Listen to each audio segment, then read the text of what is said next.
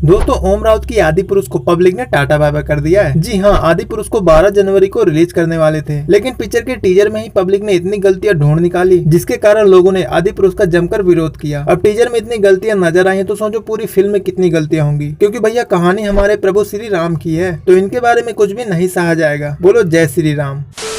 तो गाइस आदि पुरुष की रिलीज डेट बढ़ा दी गई है और इसके साथ ही पिक्चर में कुछ चेंजेस भी करे जाएंगे। तो आइए जानते हैं कि पब्लिक ने आदि पुरुष का विरोध क्यों किया और क्यों ओम राउत को पिक्चर की रिलीज डेट बढ़ानी पड़ी और पिक्चर में क्या क्या चेंजेस करे जाएंगे और अब आदि पुरुष का फाइनल बजट कितना निकलने वाला है। तो इस वीडियो को पूरा देखना, क्योंकि मुद्दा हमारे धर्म और संस्कृति का है, तो इन सब के बारे में हमें खबर तो होनी ही चाहिए।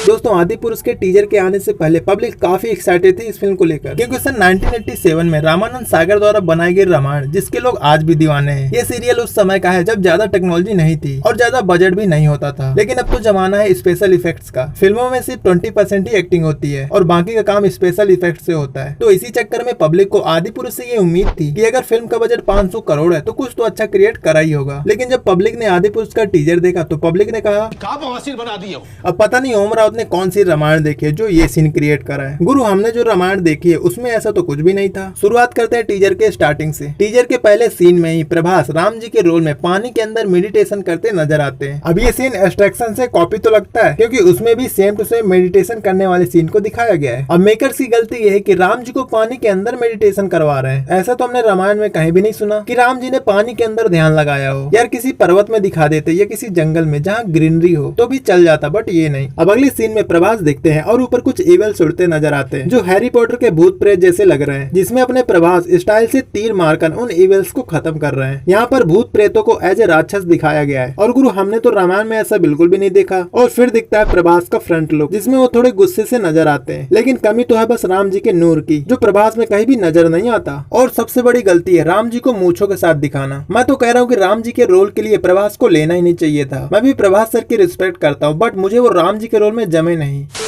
और भैया टीजर में फिर वो सीन दिखता है जिसकी वजह से इतना बड़ा बवाल मचा है। वो है रावण का लुक। रावण को बढ़िया स्पाइक हेयर कटिंग के साथ एक स्टाइलिश तरीके से दिखाया गया है। पब्लिक ने कहा ये तो रावण नहीं बिल्कुल खिलजी लग रहा है। रावण के भले ही कर्म बुरे थे, लेकिन वो सबसे बड़ा ज्ञानी था और वो शंकर जी का परम भक्त भी था और कई जगहों पर रावण की पूजा भी करी जाती है। अगर कॉपी ही करना था तो एक बार रामायण देख लेते, पता चल जाता कि रावण कैसा होना चाहिए था। फिर दिखता है खिलजी का पुष्पक विमान, यानी रावण का पुष्पक विमान, जो किसी चमगादड़ जैसा लग रहा है। ठीक से कॉपी भी नहीं कर पाए। और गुरु रावण का पुष्पक विमान कहाँ गया? अच्छा जरा सोचो, अगर रावण सीता जी का अपहरण करने ये वाला ड्रैगन लेके जाता है तो उन्हें बैठा लेगा कहाँ? सिर में। और फिर दिखता है स्पाइक लुक के साथ रावण के 10 सिर, जो ज्यादा इंटरेस्टिंग नहीं लगता।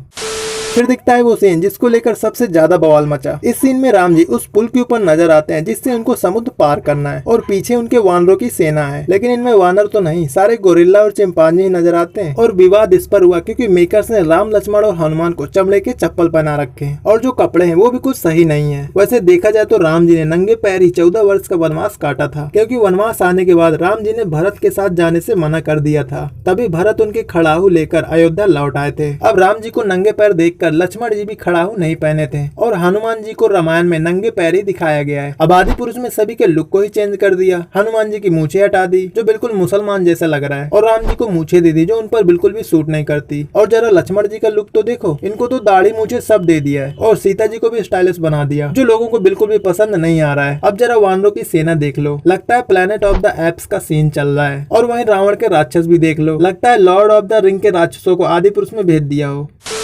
अब बात करते हैं आदि पुरुष के वीएफएक्स की। दोस्तों आदि पुरुष के वीएफएक्स में पूरे 250 करोड़ का खर्च आया था, लेकिन इतना महंगा वीएफएक्स भी पब्लिक को पसंद नहीं आया। अरे कार्टून फिल्मों में इनसे अच्छा वीएफएक्स होता है। चाहे आप रावण के ड्रैगन वाले सीन को देख लो, कम से कम कुछ ढंग का ही बना देते। उसके बाद ये वानर की सेना एकदम बकवास, उसके बाद ये ऐसे राक्षस, इसके बाद वो हनुमान जी का सुपरमैन वाला सीन हूबहू कॉपी किया है। उसके बाद ये टेम्पल रन का सीन देखकर तो वैसे ही लग रहा है। अब जरा रावण की सोने की लंका भी देख लो, देखकर तो रावण का नया एसगार्ड लग रहा है। ऐसी थी क्या लंका? काली सी, और ऊपर से चमगादड़ों को उड़ा रखा है। देख के तो भाई बिल्कुल थॉर का एसगार्ड लग रहा है। अब इन्हीं सब गलतियों को ठीक करने के लिए 100 करोड़ एक्स्ट्रा लगेगा। इसी कारण मेकर्स ने 6 महीने का समय मांगा है डैमेज को ठीक करने के लिए, जिसमें इसके वीएफएक्स को सुधारा जाएगा और विवादित सीन को हटाकर दोबारा से रिक्रिएट करा जाएगा। इसलिए आदि पुरुष अब 12 जनवरी को नहीं 16 जून 2023 को रिलीज होगी। उम्मीद है सब ठीक हो जाए और धार्मिक भावनाओं को ठेस ना पहुंचे। अब ये तो आदि पुरुष के नए टीजर के आने के बाद ही पता चलेगा कि कितना सुधार हुआ है। सो आप आदि पुरुष के टीजर के बारे में क्या कहना चाहते हो कमेंट करके जरूर बताना और हमारे चैनल को भी सब्सक्राइब कर लेना। Bye bye.